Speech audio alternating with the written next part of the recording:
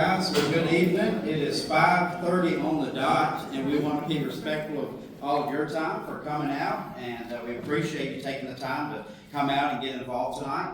My name is Alex Reynolds. I'm Congressman Moore's District Director. I realize you guys didn't come to hear me talk, but we'll turn it over to Congressman Moore here in a minute. But before we start, I want to do something that's very important to us as an office. I want to open us up in a word of prayer, and then we'll do the pledge, and then we'll get started. So y'all pray with me. Heavenly Father, we thank you for this day, Lord. Thank you for just the beautiful weather that we've had. Thank you for our health and just ability to be here. Lord, we take that for granted sometimes, so we thank you and recognize your Lordship in our life. Lord, we thank you for the freedom to gather here. We pray that we don't take that for granted either, Lord. As we participate in government and the civic process, Lord, thank you for allowing us to live in the freest country on this planet, Lord. And we just ask that you speak through us tonight, allow us to speak truth and boldly, and in love and compassion, Lord. And we just ask all these things in your name. Amen. Amen. Please stand and we'll say the pledge. Attention, salute, pledge. Pledge allegiance to the flag of the United States of America, and to the republic for which it stands, one nation, under God, indivisible, with liberty and justice for all. Thank you. You can be seated. Yeah. Hey guys, thank you. So, I did want to mention a couple things before we get started here tonight. Like I said, I'm thankful that you guys came out to take the time. I wanted to remind everybody that we have 3 offices here in Southwest Alabama. We have 5 district offices total for a congressman. That's a lot for a House of Representatives member. We have 9 counties and 5 offices. And so our office has won awards, the second of all the congressional offices in D.C. for being the most accessible. And so that part of that is those 3 offices that we have over here. We have one here in Foley, just right down the road. It's open Monday through Friday, 9 to 5.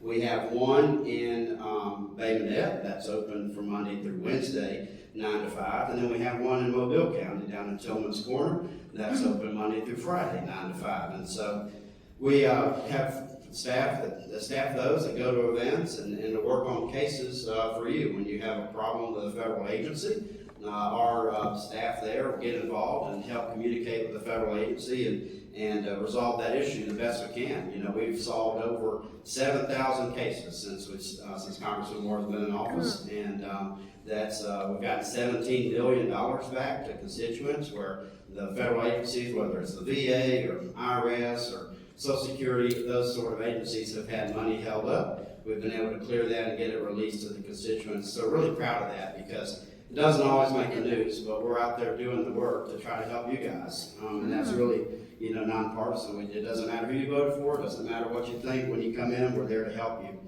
Part of that, accessibility too, is something else I want to mention that not every congressional office does. I know because I've talked to several of them.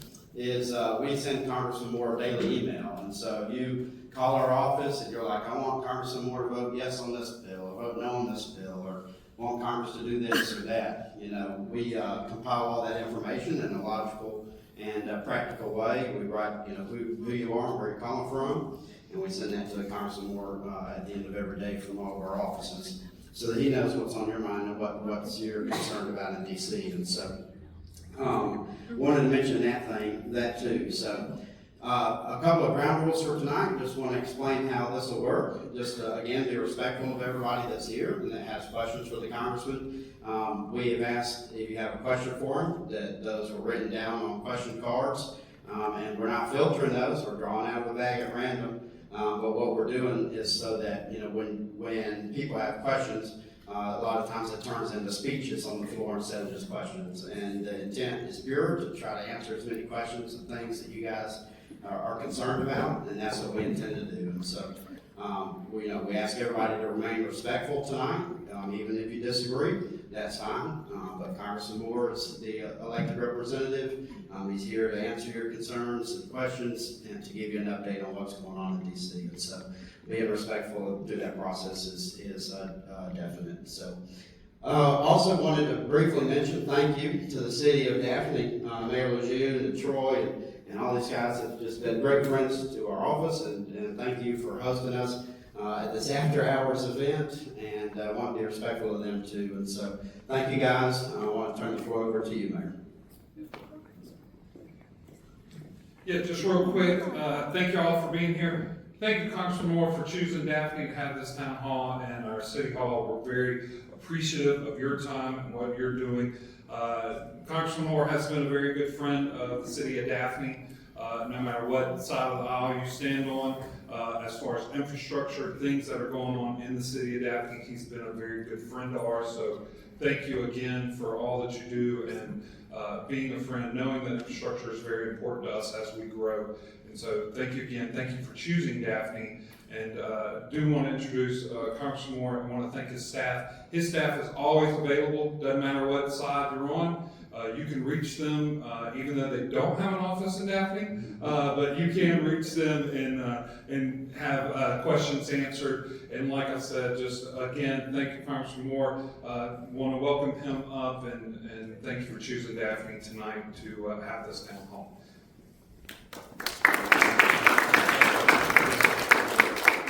First, let me say thanks for being here, and it's an honor to serve in the congressional district, first congressional district. I've been in D.C. now for going on 5 years, and as Alex said, we're at 7,000 cases. We did a Veterans Roundtable here where we actually had veterans come to Daphne and work on trying to take care of those issues. So part of that $17 million we got back were actually for veterans who we owed the money to as a government, and so we were able to get those refunds for them. And same with our businesses, that it literally would do some money that the government was holding in D.C., and we were able to get that refunded back. And so y'all don't hesitate to use our offices. And like Alex said, we don't care who you voted for. That doesn't matter to us. Once we're your representative, we're here to serve you. And so I hire people with service hearts. The veteran here on the front row asked me, he said, I'm working with Shannon on a VA issue, and she's been very helpful. And he said, is she here tonight? I said, no, she's actually at the office working on issues. And so Shannon's husband's a veteran, so she understands what kind of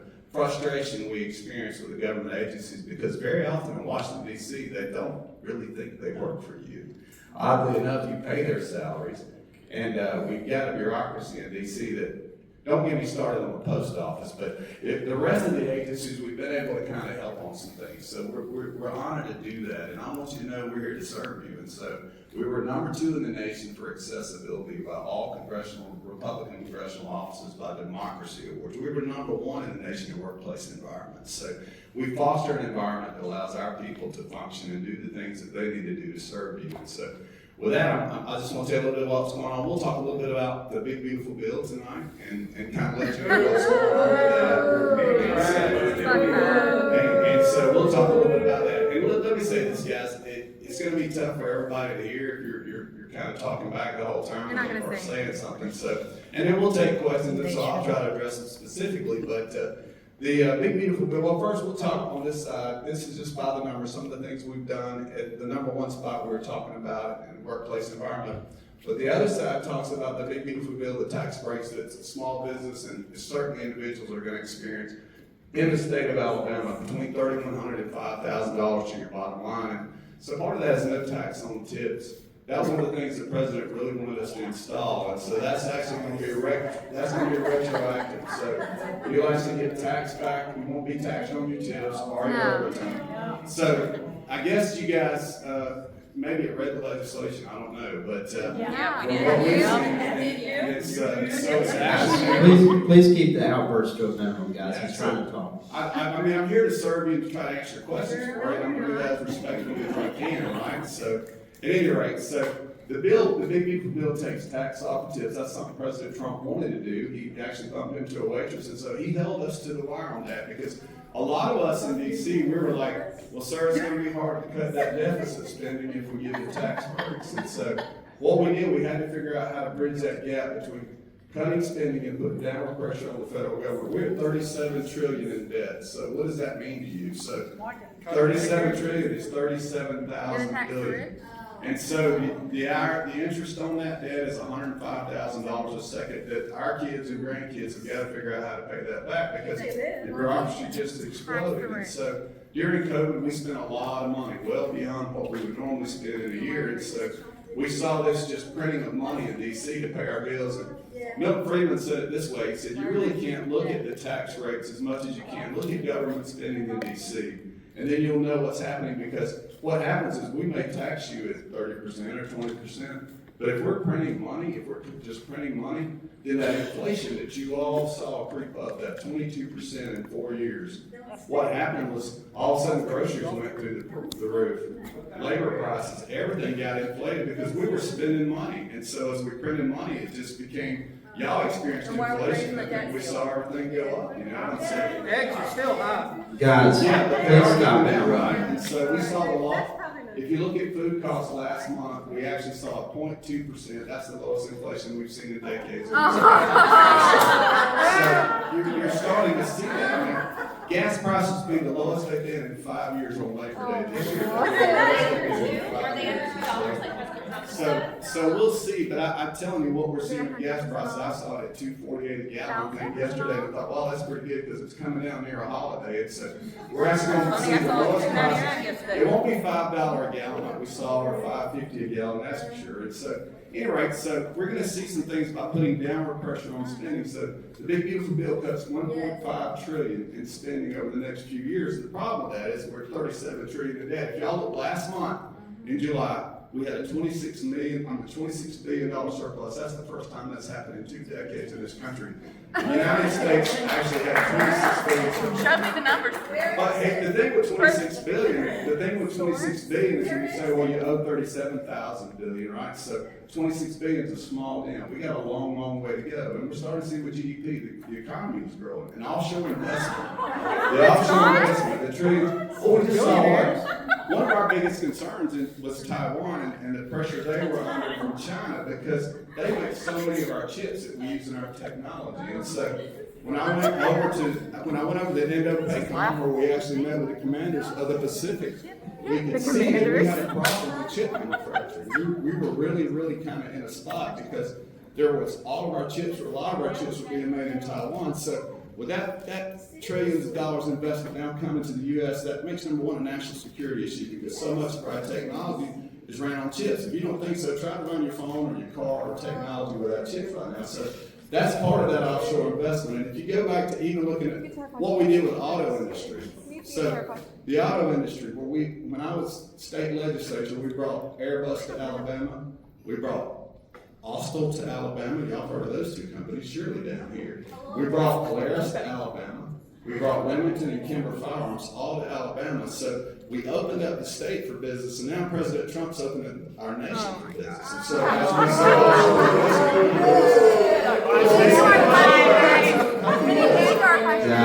we that'd be a good thing. And so, no, sir, you do this. No, sir. Hey, sir, this is, no, sir. No, sir. Questions, so we'll take questions. No, sir. No, sir.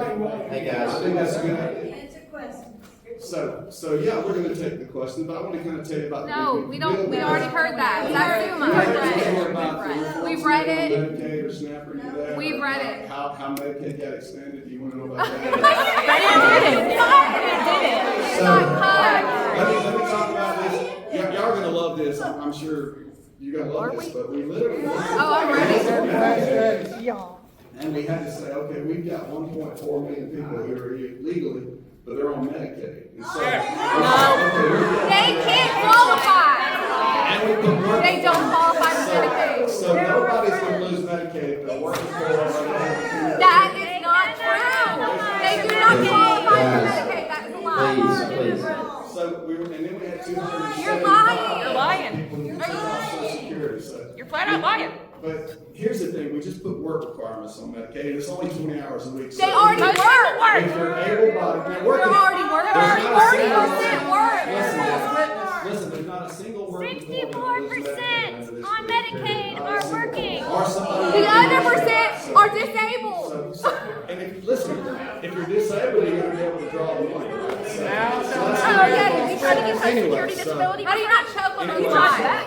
Nope. That's kind of what's in the big beautiful bill, I'm trying to tell you, but you're not listening. Big beautiful So- bill is Maybe good, we'll but that's just- not true. Guys, please. Answer question. There's people here that want to hear from their congressman, and it's very hard to speak while you guys are speaking. Well, it's So hard. just- It's hard not. All the bullshit's coming out of your mouth. The first question that we have is from Catherine Quinley from Fairhope. They want to know who pays the tariff, is it consumers or the exporting country? So right now, what we just saw in the report is that we haven't seen inflation at all. If y'all saw the report, That wasn't the 2% question. on goods. That wasn't the question. So if there was inflation, you would see it. The tariff! Who pays the tariff? Who pays the tariff? The country. Who pays the tariff? Who pays the tariff? Who Yeah. pays the tariff? Can I at least tell you about the tariffs? No, tell us who pays it. So, And then you, Donna, can tell there's a us. couple things you need to know about tariffs, but do y'all realize that after World War II, the Marshall Plan coming out of World War II said, okay, Germany and Japan, in order to help you rebuild, we're not gonna, you can sell your cars in America, but we're not gonna force U.S. autos to sell into foreign countries. And so that's why when you go to Berlin, Germany, you do not see a General Motors product.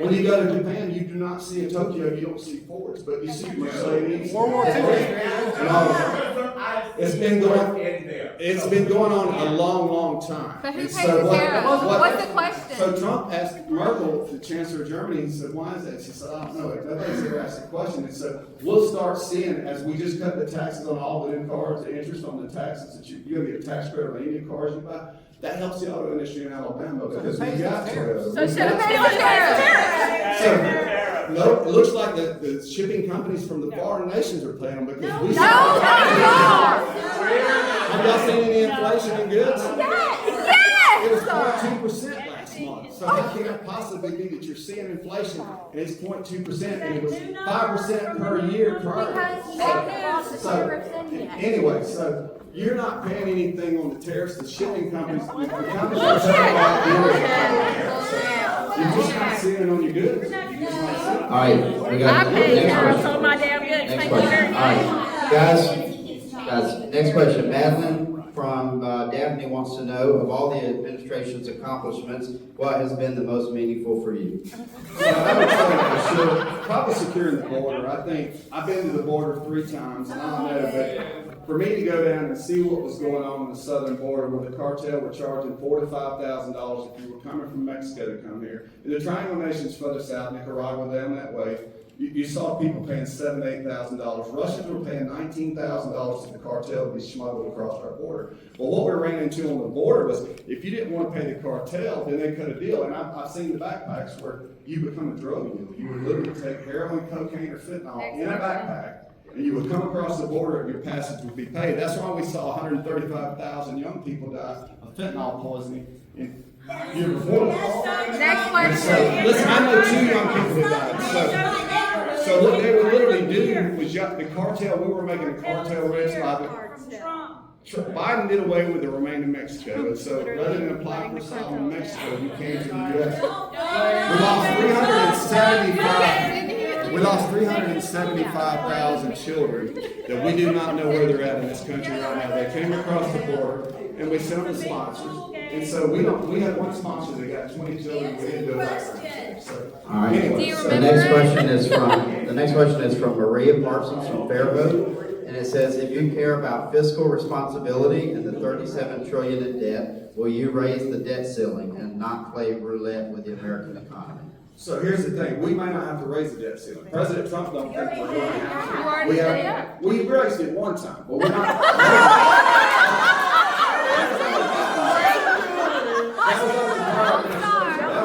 That was under this administration. So what we're trying to do, what we had to do, because, yeah, we were spending, I'll tell you, we were spending some money in the prior administration. And so that's why you had inflation.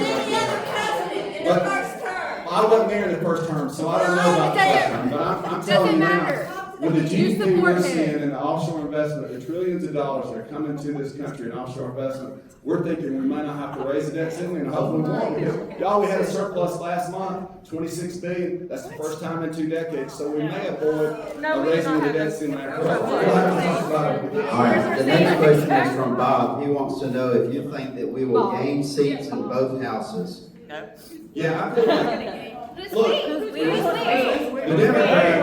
the Democrats lost 2.1 million registered voters recently, and the Republicans gained 2.4 million. So that's a 5 million swing, and Trump won every swing state. So So what we're seeing is people are coming to the Republican Party because of the CRT and the lockdowns and all these things that were being forced upon us to lose our liberty. And so what they were doing was they were starting to literally, the left, I think, moved too far, and the people woke up. Oh, We don't stop.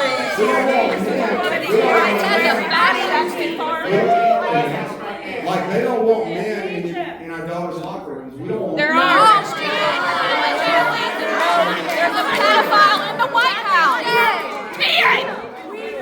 We don't care. Why is there, it seems to me there's a lot of people leaving the Democratic Party coming to the Republican Party. That's not true. Oh, stop. There's a pedophile in the White House. The registration just came out 2 days ago, so you tell me, 2.1 million left the Democratic Party, 2.4 million came to the Republican Party, the Democratic Party is in trouble. All right, so the next question is from Sid from Silver Hill. He wants to know your thoughts on Roe v. Wade and LGBT marriage. Okay, so Roe v. Wade, putting that back to the states, I think is probably the right move. And then letting the people kind of vote themselves however they want for their own states. You can And I say think that to that's- my face. so- I'm married to a woman. You say that to my face. I'm happy. I'm right here. You can tell me. For rape and incest? Casey, No, not in Alabama. Casey wants to know about the big beautiful bill. It's a paragraph, so I'm trying to find the question. Let's see. Read it. Big beautiful bill. Read the whole thing. I'm trying to Read the question. Read the whole thing. Read it Out loud, all of it. Casey wants to know the big beautiful bill stripped more working people off Medicaid after years of denying Medicaid expansion. How do you justify that when 64% of Alabama Medicaid recipients work a full or part-time job, especially after $1 billion luxury plan, a $200 billion ballroom, and $20 billion is wrong? It's a difficult question. So, You're asking about the big I tried, bill. I did answer, but they were all kind of, I thought the Supreme Court got it right. I think the Supreme Court got it right. Let me see. Oh.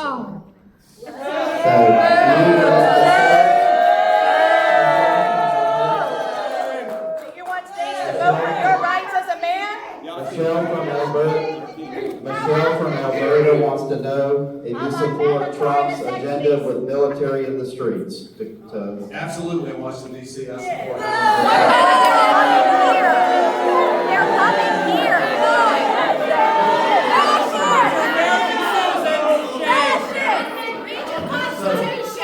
It is in the Constitution. We have the right in Washington DC as a president to control. I Now, Stop using the military against its own people. So anyway, so Crime is down in DC. yeah, there's It was down before that. So the next question is from Susan from Fairhope. She wants to know, how will you protect rural hospitals from closing? So in the big beautiful bill, which y'all seem to like a lot, we put $9.4 million for all 54 rural hospitals in Alabama. So because these cities are struggling to keep their rural hospitals open, we knew in the big beautiful bill we had. No, all rural hospitals, there's 54 in Alabama that qualify. They're closing. 9.4 million, all rural hospitals. They're closing. Each hospital will get $9.4 million. That might operate for a couple of days. We put $50 billion in the bill for rural hospitals. From pocketing that money instead of keeping it open. So, I didn't get your question, but let me say this. There's $9.4 million for every hospital. We put $50 billion in the big beautiful bill. Alabama will get $500 million of that to keep our hospitals open. Now, here's the other thing, guys. These hospitals are in areas where we need them because we have industry in those cities too, right? Like if you got a poultry processing plant, there's a lot of moving parts, there's a lot of injuries. So if we lose the rural hospital, we lose the poultry plant. We lose the jobs at the hospital. We lose the jobs at the processing plants. But we also lose the community of just viability of having access to hospitals. I use rural hospitals. And so here's the long-term play, though. That $9.4 million is going to be a Band-Aid. And so I proposed a long time to allow our veterans to use rural hospitals instead of having to drive. When I was in the state legislature, we had to fight every year to get the vans to get our veterans to their hospitals, to their VA appointments. And so I proposed a long time ago that why don't we just go ahead and let the veterans use their benefits instead of dealing with the VA and the red tape there. Why not let them drive to a local hospital and get a treatment? Stop, you're trying to privatize military care. Do not do that to the VA. So- Do not privatize the VA. Here's the- Veterans deserve My brother retired Marine, my son-in-law's an Army Ranger, I get it, guys. But it would be optional, if the veteran couldn't get to the VA, he would have an option to go to a local hospital. So we can put more pressure on the private care. So the next question is. Rural hospitals would love to have the revenue streams, and so we're trying to save rural hospitals. And so that's a proposal, I don't know if we'll ever get it far down the path. But Veterans deserve the specialized care they Our earn. veterans deserve specialized care, but I had a veteran who had PTSD and the VA sent him to an He's not picking to them from the back, he's going through them. Stop cutting So 80,000 the jobs. next question from Steve from Daphne says, to ensure fair elections, would you support voting districts to develop, would you support voting districts be drawn, district lines be drawn by nonpartisan independent boards?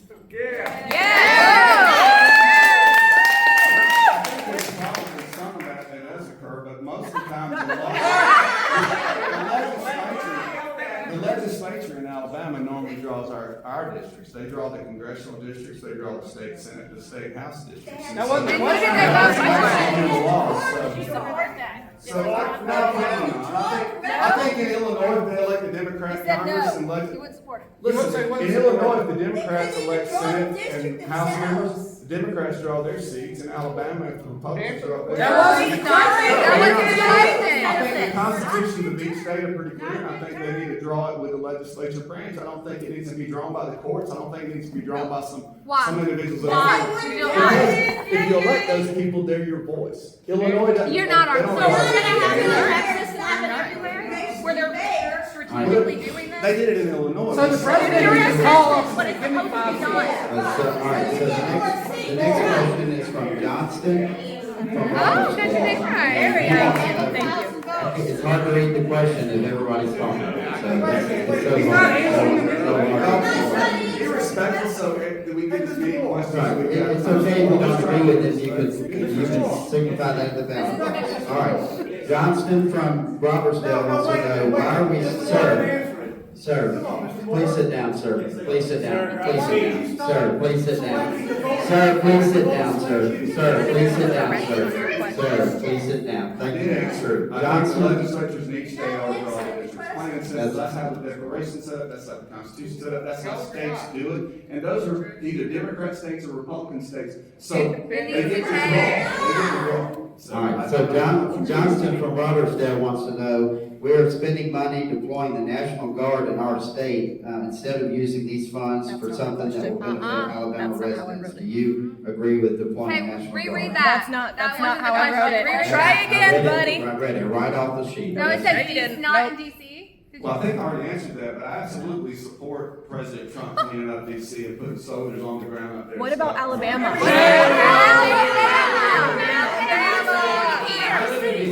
I see carjackings, I see murders. I've been to DC twice. What about here? In a state that's going to be governor's policy. But they're deploying it to We don't have the Alabama. authority at the federal level because of the Constitution to do that in the state. So the governor has the right to call the guard if there's a natural disaster. Why you support it? You support it? All right, so Rachel I from was about to Santa drop Cruz one. says that they're requesting assistance and oversight on an unjust military separation after 19 and a half years of service. We filled out a privacy release form with your office. Can you help and review our documents? We'd be happy to review it, and if you fill out the privacy release form, part of those 7,000 cases that could vary belt, we don't count it until it's finished, so if somebody's filled that out with our office, I can assure we're working on that. So we get to work for the work we do, and we'll continue to do the work, so hopefully we can get that resolved. All right, so Linda Miller from Foley wants to know if you stand behind the no exception abortion bans, even if somebody you know were raped. I am 100% pro-life. What?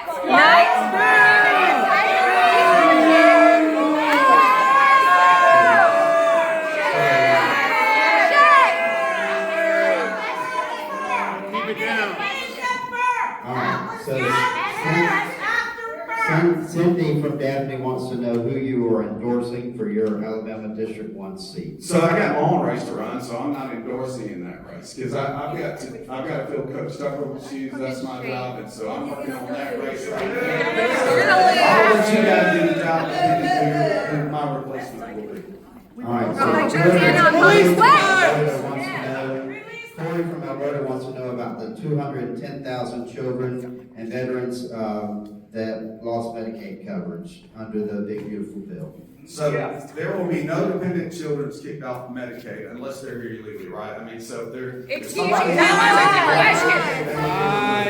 But there will be nobody with dependent children or working for that are gonna lose Medicaid. Yes, they are. It's a lie.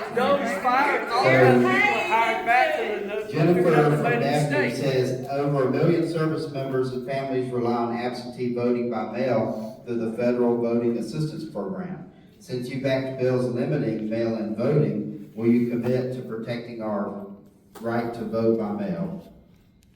So I think we have to make sure we have secure elections, and whatever that looks like. So when we saw what happened with COVID, those mail-in ballots, and you had 81 million ballots. That's my question. They were fine. So I think if you want to mail in and request an Hey, absentee front ballot, mailed because you're gonna is be out of valid. town, Did you know? If you want to request This is an about absentee, military you can do. being able to vote. And they should. Answer the Well, question. then you supported it. You supported it. Trump You himself sponsored voted by mail-in. The SAVE Act, right? That's exactly right. Okay. But I also, the state Also, which legislature. requires people to register to vote in person.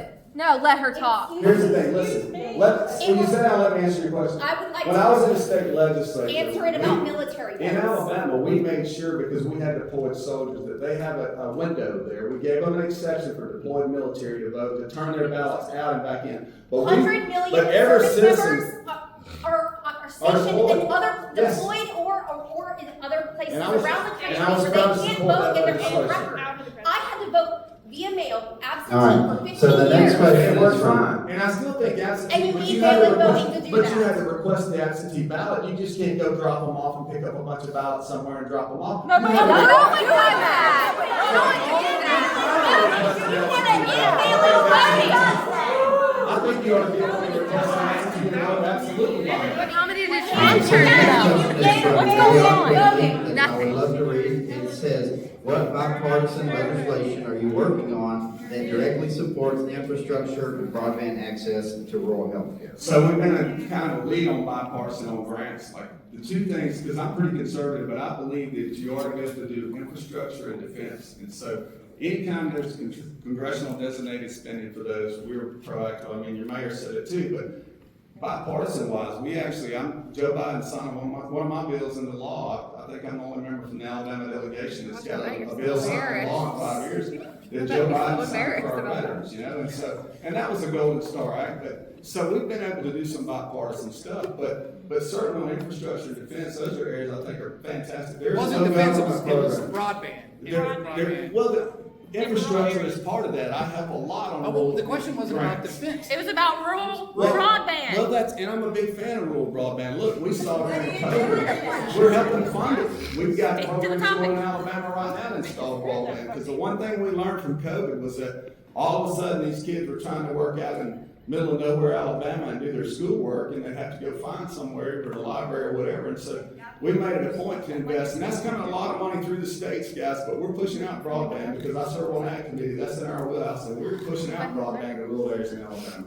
And so that's part of infrastructure though, man, because you got roads, you got broadband, you got utilities, you got sewer, you got all those things that you need to build communities, and so been a big proponent of those programs and continue to do that. All right, so Jan from Foley wants to know if you support the Smithsonian teaching history or feel they should only tell feel-good stories. Like, I certainly support teaching history. I think that anytime we try to erase history, I think that's a bad thing.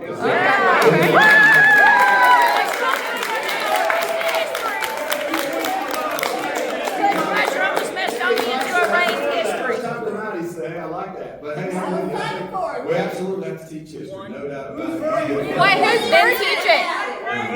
So the next question is from Jan from Foley. She wants to know if you believe in separation of powers. If so, why does Trump sign so many executive orders? Separation of powers, yeah, I believe in that. So,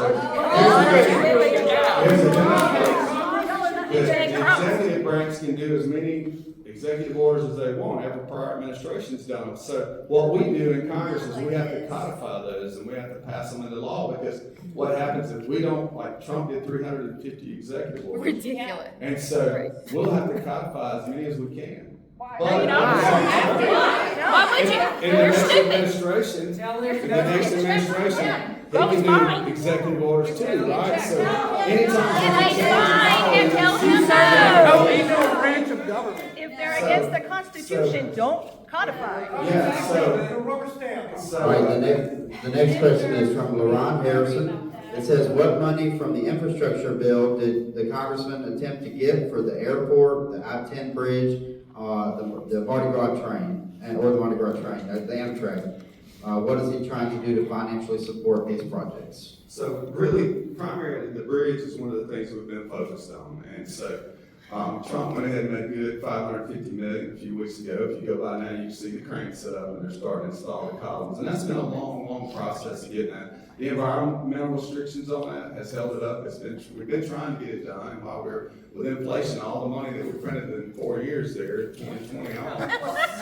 The cost went up dramatically. We saw a ton of asphalt go from $90 a ton to $140 a ton. We saw concrete go up, so steel went up. Yeah, no, that was. Inflation was not tariffs ever even were a thing, because we were talking about this bridge a year or two ago.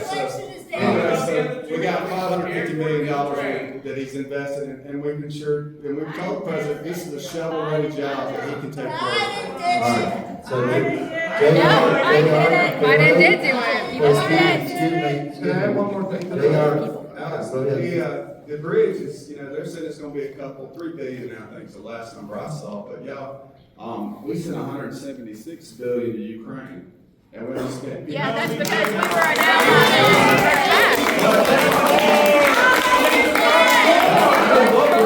Free Palestine now. That's why it's Let me good. say this. So we sent $176 billion to Ukraine. No, we did not. We only spent $52 We sent them our used military equipment. Check yourself, Congressman. right, so the next question is from J.R. Quinley from Fairhope. Wants to know, what is more important, corporations or people? People, absolutely. Okay. Well, then vote like it. We believe you. Exactly. It's the people who own the corporations, right? All right, so the next question is from Jeff from Foley. It says, why let Trump legislate taxes on the people? Instead of I'm not sure what that means. Well, the big beautiful bill was actually the Trump tax cuts. The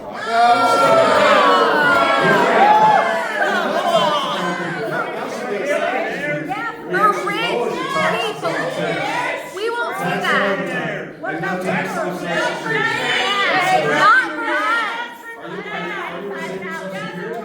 You'll get a tax credit on your Social Security. us. What about the rest of us? Yeah, what about the rest of us? All right, well, Steve from Fairhope says, with Alabama's maternal mortality rate the highest in the nation, how do you intend to support and fund rural health care, rural hospitals? So we talked about the $9.4 million we're giving to every rural hospital, so I think I proved That's it. only a third of what's gonna happen there. Medicaid coming in, that won't help. Please, Don't support the baby in the womb, but not the baby. That's right.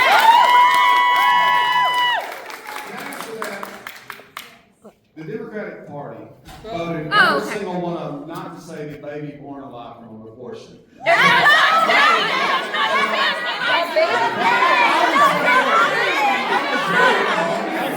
Shame on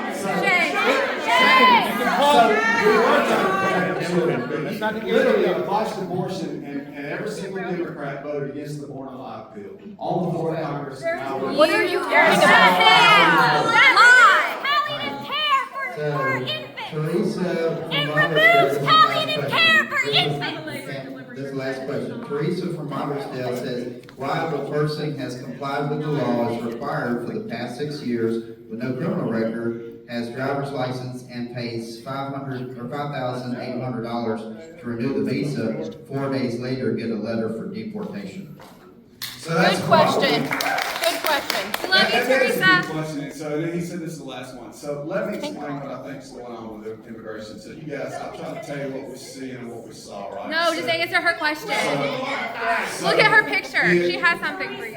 So some folks are literally getting Look at this picture. caught in the web, right? Because the border was so open during the prior. No, it wasn't. That's a lie. That's a lie. People a month were coming across in Texas when I was there. And But so she the came, border was so she came open. the right way. Yes, and so there are those cases now where they're trying to clean up, and I think we're gonna have to look. Clean at up? What? Clean up? We want them here. We don't want you here. We want them here. But I can assure you through that process, you're gonna get called.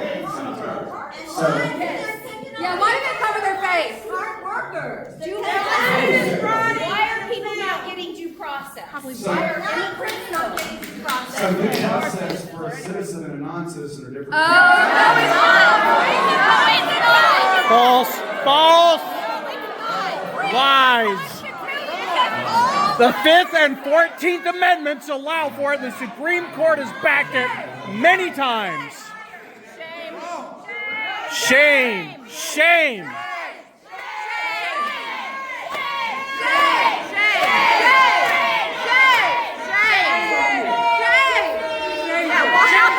Bye, Felicia.